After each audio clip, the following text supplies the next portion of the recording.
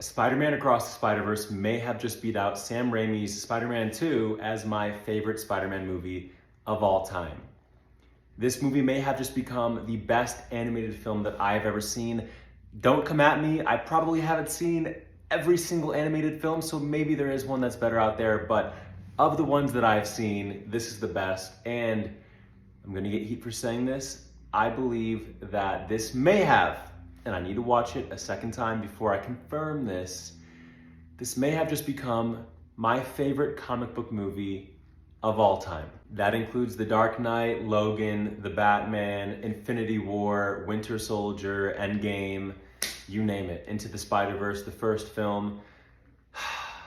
I know a lot of you are gonna say recency bias, and that could be true, which is why I need to see it a second time and let it sit for a bit before I come out with a video specifically saying, yes, this is my definitive best comic book movie of all time. But I'm sitting here right now and I'm thinking about all of the aspects of the film. The story, the animation, the art styles, the brilliant diversity of art styles that were present in the film, the cinematography, the voice acting, the emotion, just everything. And I can't think of a movie that on its own, by its own merits, beats this movie out as the best comic book movie of all time. Previously, for me, that was Infinity War. And the thing about Infinity War is, as much as I love it, and I love that movie, Infinity War had 10 years of build-up leading up to it, which contributed to how brilliant that film was. This movie only had one predecessor, and it managed to do things no MCU, no DC movie, no early 2000s superhero movie ever have done. I am truly mind blown, if you cannot tell. These are just my unfiltered, unscripted thoughts, non-spoiler thoughts, of course. I will come out with a more nuanced and well-planned out review, as well as sub-reviews to that main review, if that made any sense whatsoever. I just wanted to get my first reaction, first thoughts out there. This movie was brilliant.